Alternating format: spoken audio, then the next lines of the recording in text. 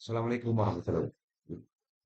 Pada bagian pengisian template saya akan bahas lebih khusus lagi karena ini sangat penting agar impor Anda itu berhasil atau tidak ada error atau gagal. Ya, karena banyak sekali yang melaporkan gagal. Itu karena pengisian template-nya tidak mengikuti standar.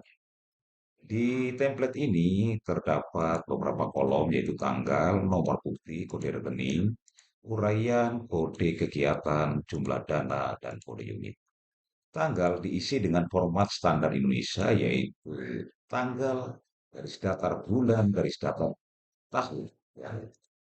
Ini agar tidak berubah modelnya, Anda bisa merubahnya dalam format teks saja, bukan format date ya, format teks sehingga dia eh, ikut pola ini. Karena biasanya kalau format date itu bermacam-macam bentuknya. Kadang-kadang ada tahun dulu, ada yang bulan dulu, dan seterusnya ya. Jadi pastikan tanggal yang Anda isikan adalah standar seperti kita menuliskan dengan standar Indonesia, yaitu tanggal, garis datar bulan, garis datar tahun. Nomor bukti diisi dengan kode-kode bukti untuk Anda yang di sekolah. Biasanya kode-kode ini sudah ada di Arkas. Tinggal disalin saja seperti yang sudah ada di dalam Arkas.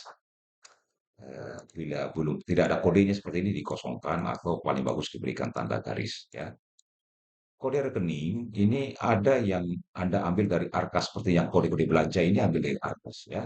Tapi untuk yang bukan belanja seperti ini ya, kode-kode rekening seperti ini itu diambil di kode rekening ada di aplikasi yaitu di bagian kode rekening Anda bisa melihatnya ya.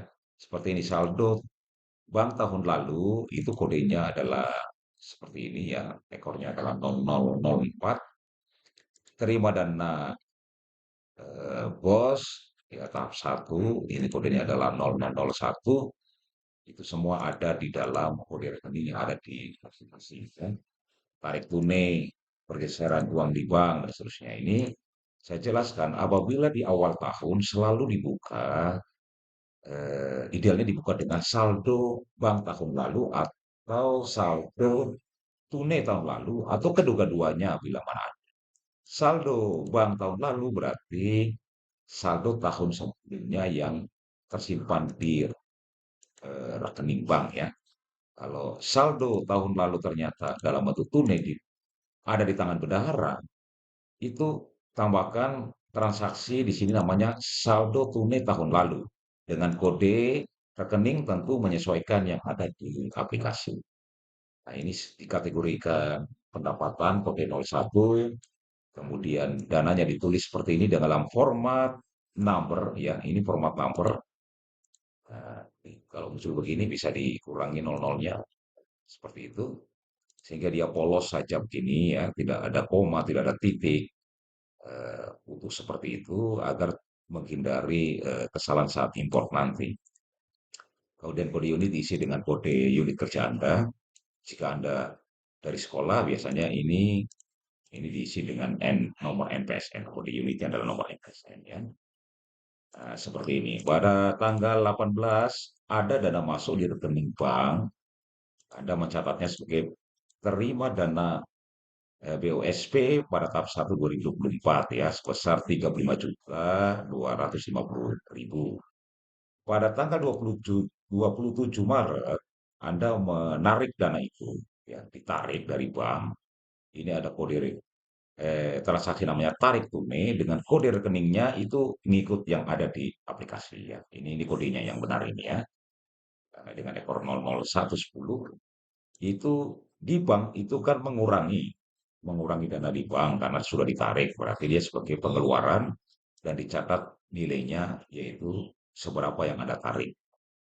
Kemudian dengan penarikan itu, dana itu langsung disimpan oleh bendahara, maka bendahara akan mencatat di buku tunai atau buku kas ya dengan nama pergeseran uang di bank ya dengan kode 0011 dan dicatat sebagai pendapatan. Artinya bendahara buka buku kas itu ada uang masuk. Dari mana? Dari uang tarik tunai tadi ya. Besarnya sama ini ya, ini besarnya sama dan ini yang disebut dengan rekening yang selalu berpasangan. Kalau ada tarik tunai, berarti wajib ada pergeseran uang di bank. Kalau ada setoran tunai, berarti harus ada pergeseran uang di kas. Itu di penjelasan tentang kode rekening itu saya sudah jelaskan ya. Seperti itu.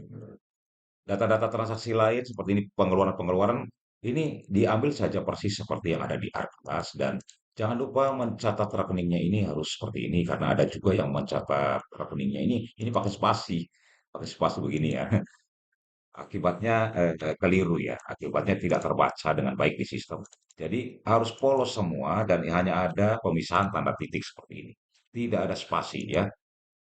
Eh, Begitu ya. Jadi hal yang penting itu saya tegaskan ulang, tanggal ditulis seperti standar format Indonesia, BKU ditulis sesuai dengan kode rekening ditulis dengan nomor bukti yang ada di Arkas, atau kalau tidak ada dinolkan, kemudian kode rekening ditulis seperti ini, tidak ada spasi, kemudian data transaksinya diisi, ya, disesuaikan dengan kategorinya juga, ada yang satu dan dua, ya satu adalah pendapatan, kalau dua itu pengeluaran.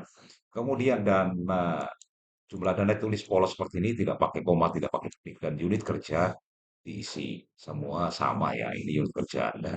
Kemudian tidak boleh ada yang nol, bukan nol, kosong. Kalau nol itu ada ya. Jadi kalau kosong begini, kosong, ini namanya kosong. Kalau nol itu nol ya. Jadi kalau jangan dikosongkan, ini salah, yang benar harus ditulis nol ya. Jadi seperti itu. Karena kalau Anda tidak menuliskan nol atau cuma hanya dikosongkan, itu nanti akan error saat Anda mengimpor. Mungkin itu hal yang penting untuk Anda perhatikan saat Anda mengisi template eh,